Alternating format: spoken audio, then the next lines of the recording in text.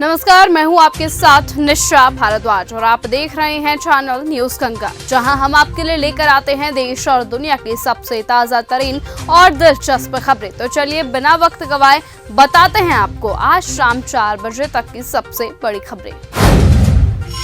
UP में महिलाओं की यात्रा होगी सेफ।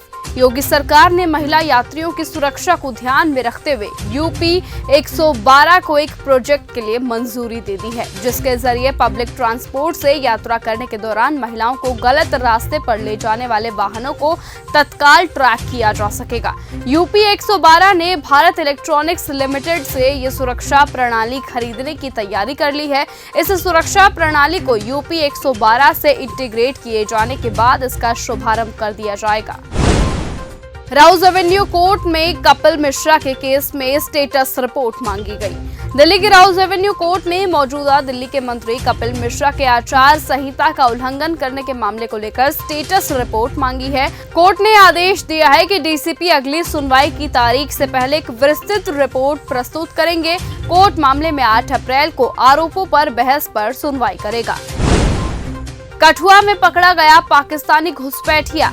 जम्मू कश्मीर के कठुआ जिले में आईबी पर सुरक्षा बलों ने एक घुसपैठिए को पकड़ लिया है।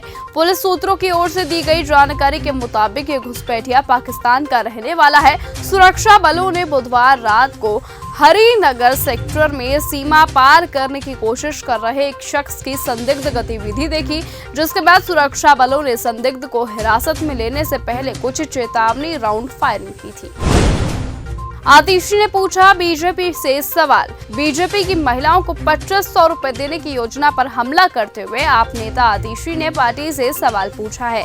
पूर्व सीएम आतिशी ने कहा, प्रधानमंत्री मोदी ने कहा था कि पहली कैबिनेट बैठक में ये फैसला होगा और 8 मार्च को महिलाओं के खाते में 2500 रुपए आ जाएंगे, लेकिन ये वादा झूठा निकला। पैसा तो छोड़िए, रजिस्ट्रेशन भी शुरू नहीं हुआ।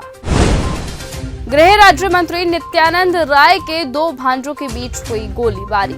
बिहार के भागलपुर से गोलीकांड की बड़ी खबर सामने आई है। यहां आपसी विवाद में केंद्रीय गृह राज्य मंत्री नित्यानंद राय के भांजे की मौत हो गई है, जबकि दूसरा भांजा और बहन गोलीकांड में बुरी तरह से घायल हो गए हैं। मामला नवगछिया के जगतपुर इलाके का है। मृतक की पहचान विश्वजीत के रूप में हुई है। वहीं घायलों में जयजीत और उसकी मां मीना शामिल है। देवेंद्र फडणवीस की मंत्रियों को हिदायत। महाराष्ट्र के मुख्यमंत्री देवेंद्र फडणवीस ने मंत्रिमंडल के सहयोगियों को गलत बयानबाजी न करने की हिदायत दी है। उन्होंने कहा, सभी नेता इस बात का ध्यान रखें कि उनके बयान की वजह से समाज में वैमनस्य की भावना जन्म न ले सके। उन्होंने भाजपा नेता अटल बिहारी वाजपेयी की राज्य धर्म की सलाह का भी जिक्र किया और अपने सहयोगियों को भी राज्य धर्म को सबसे पहले रखने को कहा। एमपी में डॉग बाइट के बढ़ते केस पर जज ने लगाई फटकार। मध्य प्रदेश के ग्वालियर हाईकोर्ट की खंडपीठ ने शहर में बढ़ते कुत्तों के काटने के मामले पर गंभीर चिंता व्यक्त की है।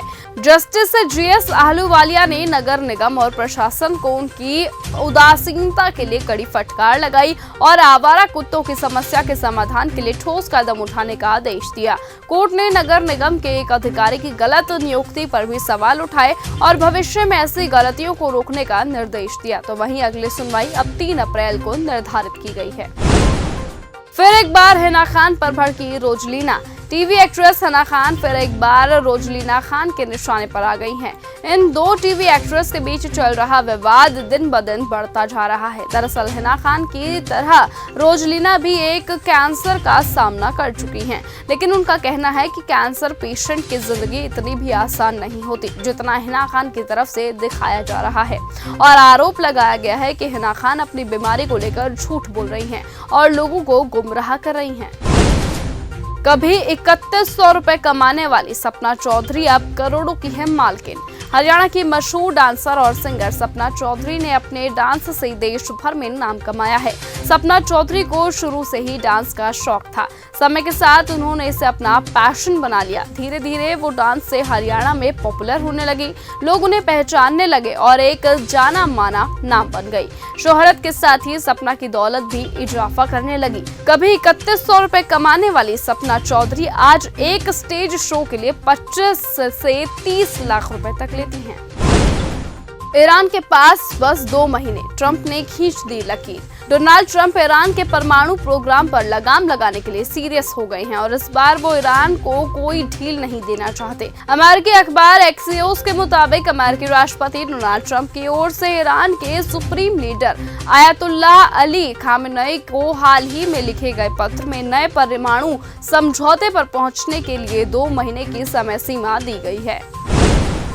तो फिलहाल आज के इस बुलेटिन में सिर्फ इतना ही। देश और दुनिया के तमाम बाकी खबरों से ऐसे ही जुड़े रहने के लिए आप बने रहें और देखते रहिए चैनल न्यूज गंगा। नमस्कार। ऐसी ही खबरों को सुनने और देखने के लिए सब्सक्राइब करना बिल्कुल मत भूलिएगा चैनल न्यूज गंगा। खबरें अच्छी लगी तो लाइक का बटन दबाना बिल्कुल मत भूलिएगा। कमेंट बॉक्स में टाइप भी कर सकते हैं और हाँ, शेयर करना भी बिल्कुल मत भूलिएगा।